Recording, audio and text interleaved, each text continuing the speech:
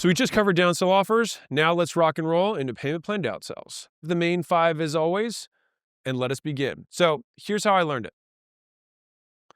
1 month in the business, I got 1 month's rent left.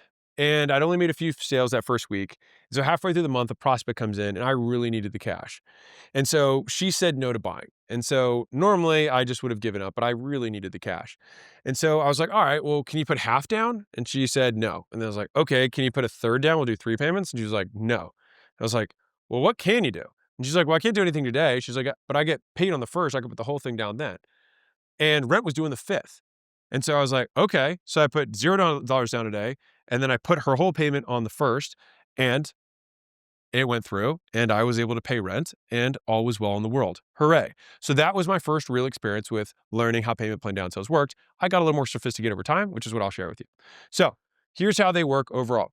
So payment plans work for any price tag. That's one of the nice benefits, but they are a gamble. They make money when customers complete payments.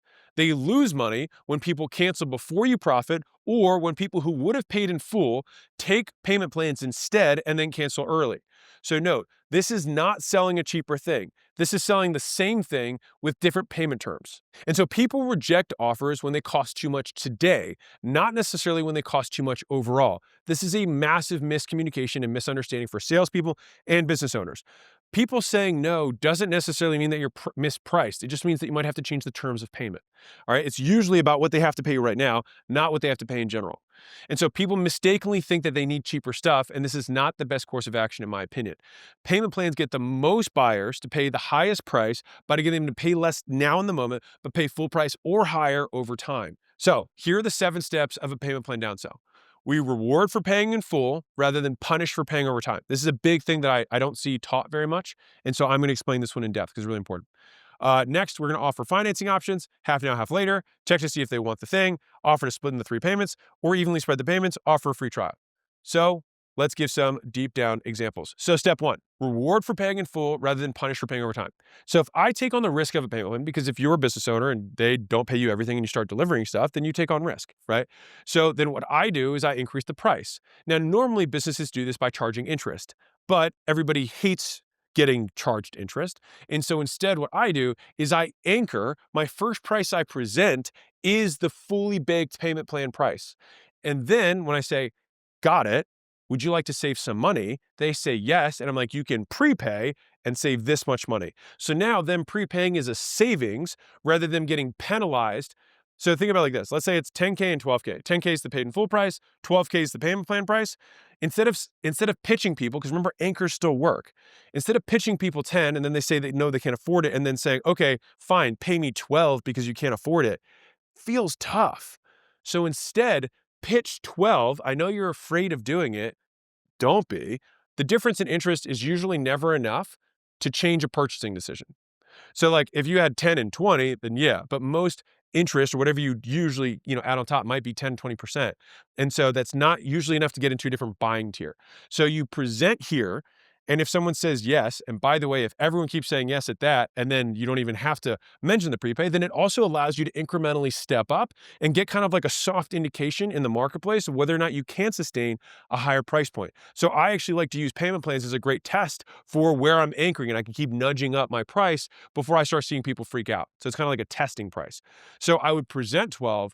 They say, not sure if I can do it, or maybe they can do it, and they great, want to save some money. Now they prepay 10 and they're stoked. If they can't do 12, then it's like, fine. Oh, you don't have to do it all up front, but now I don't have to increase the price. They said they couldn't do 12, and then I say, cool, you want to spread it over time, and now it seems like I'm adding no interest to the original price. See how different that feels? Like, oh, you can't do 12? We can break into payments for you. But if, oh, you can't do 10? Then pay me 12. It's like, tough, right? And this gets around all of that. So number 2, third-party financing, credit card, and layaway options. So third-party financing means another company pays me now or pays you now as a business owner, and the customer has a payment plan with them, the other party. So car dealers do this all the time. The dealer gets money from the financing company today, and the customer pays the financing company tomorrow. Most times, by the way, adding third-party financing in increases revenue by 35% on average. Note, it does take work to get third-party financing set up, but it is typically worth the effort. Credit cards. Now you're like, how is this third-party financing? I learned this from a master salesman, so I will just teach it to you as I was taught to me. this is insane close that this works, and it does work, and it still blows my mind that it works. Just ask, would you rather that I decide your payment terms or that you decide? Everyone then says, well, I would prefer to decide. And when they do, you just say, awesome, just use your credit card. That way you can pick whatever payment plan you want that works for you. If they say, well, shoot, what's the alternative to that? Then you say, I have an in-house plan, which is me picking the dates of when you got to pay. And that's usually going to be a much shorter time frame than what a credit card would allow you to pay it on. And so, as crazy as this is, it's wild to me that this reframe actually works, but it does.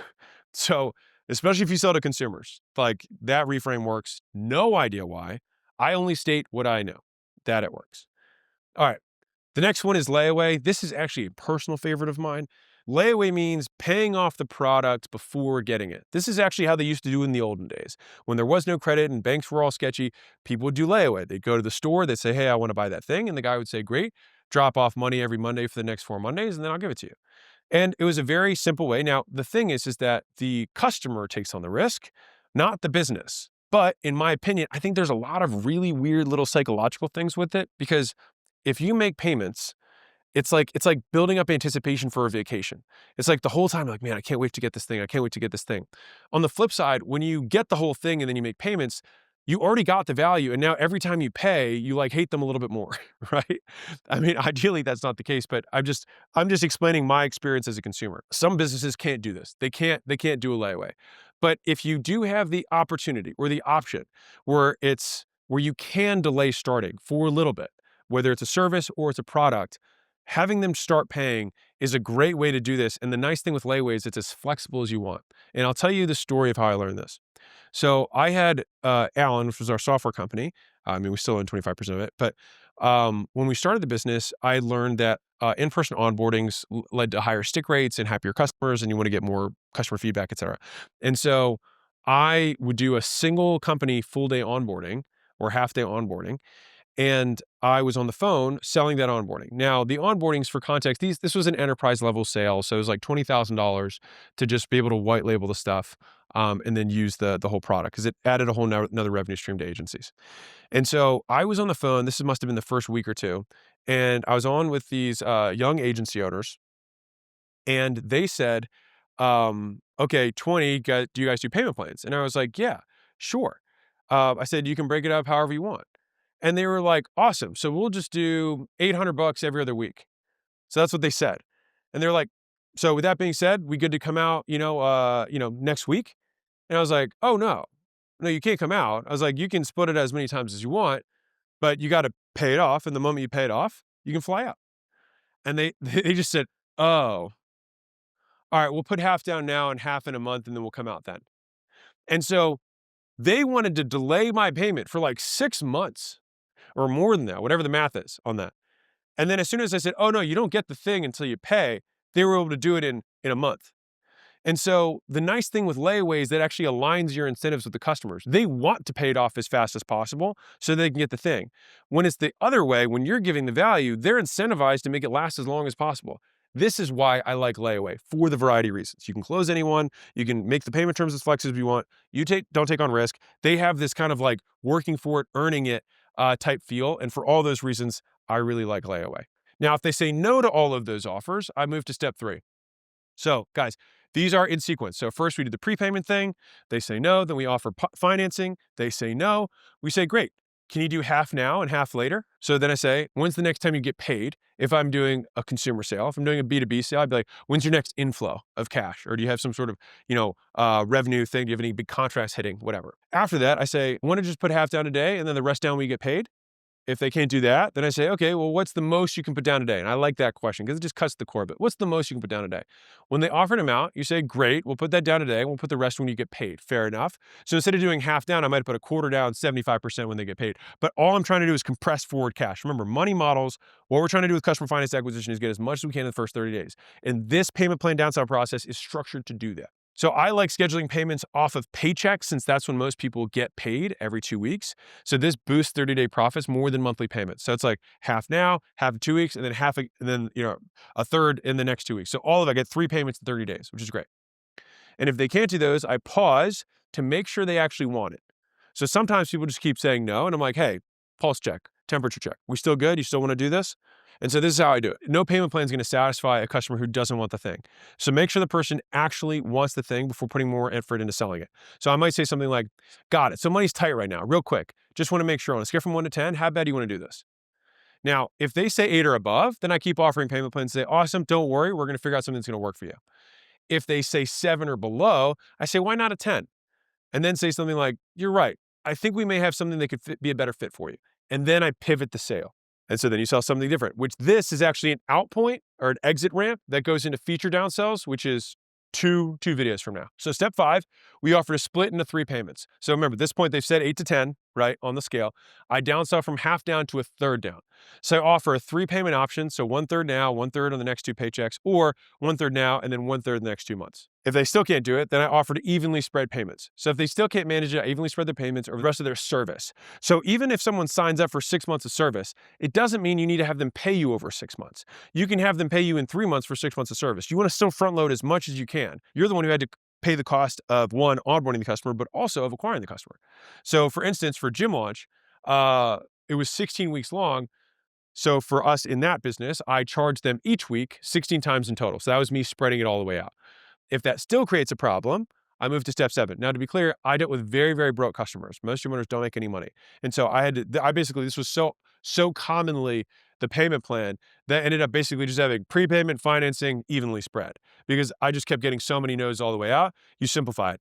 And at the end of this, I'll walk you through this, but fundamentally, this is how you map kind of the network of what your downsell process will be. And then over time, you tighten it until it's like, these are the highest likelihood stop points that my avatar tends to say yes to. So step 7 is you offer a free trial. Now, I offer free trials in a very special way. So I dedicated the whole next video just to doing this. But normally the sale ends here. I mean, you can't really get much lower than a free trial, right? So here are some important points about payment plans. What I walked you through was a 7-step downsell process. It's how I like to map these.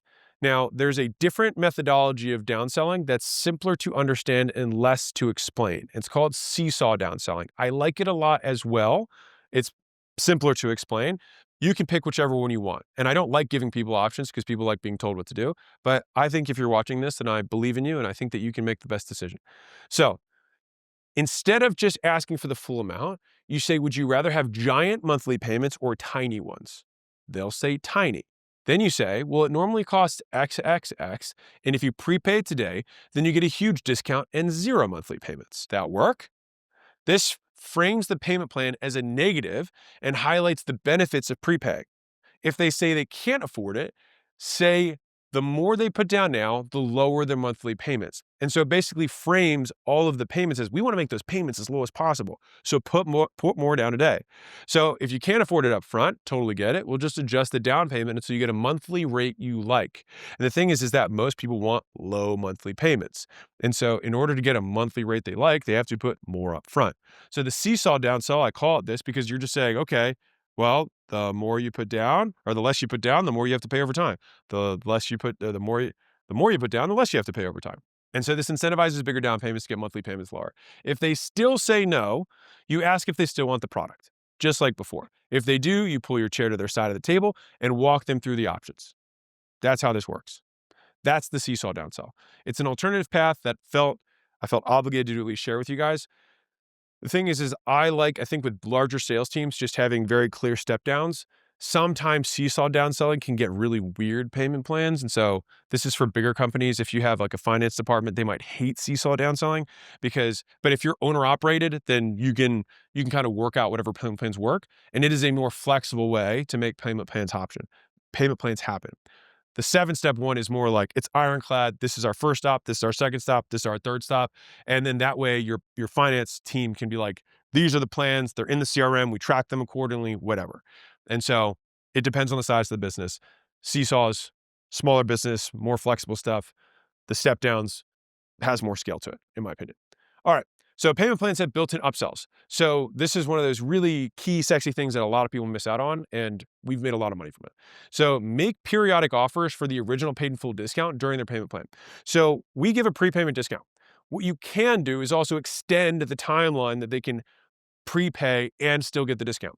So if you're in any kind of B2B business, especially anything marketing or sales driven, if you're helping them make more money in their business, which the vast majority of B2B businesses do, then you can say, hey, no worries. You might not trust us fully today. Let's get a third down. We'll get going. And then I'll still give you this prepayment discount for the next 30 days. I'll honor it. So then at the 2 weeks and 3 weeks point, you can say, hey, do you want to go ahead and do that? Hey, we're about a week before the term expires. Do you want to go ahead and take care of the rest of the balance and still get the discount?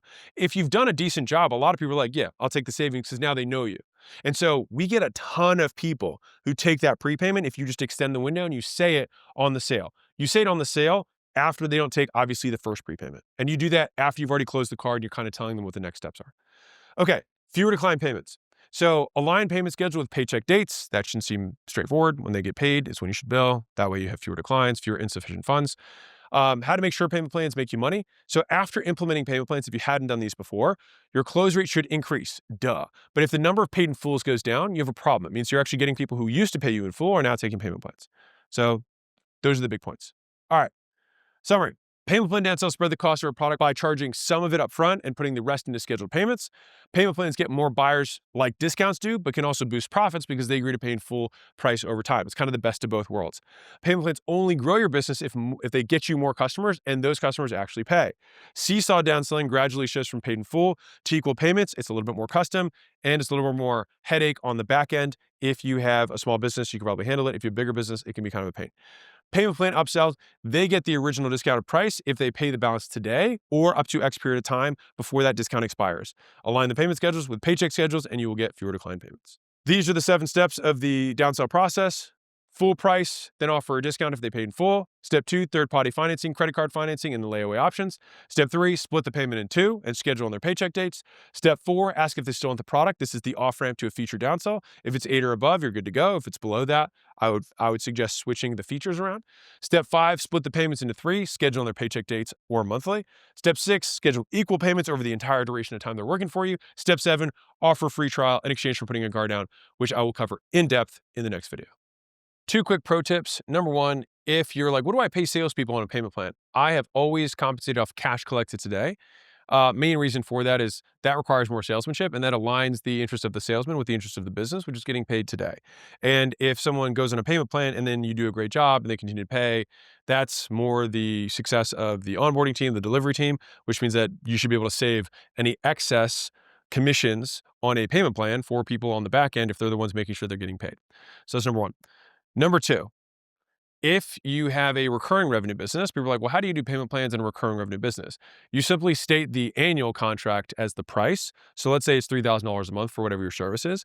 You say, hey, it's $36,000. And if you prepay for a year of service, you get it for $30,000, right? If not, no sweat. And then you go into whatever your monthly payments at $3,000 a month. If with a recurring service, you might only have 2 step downs instead of 7 because you might not have all these kind of like evenly spliced things. That's more for kind of upfronts or defined end periods things. And with that being said, now we go on to free trials.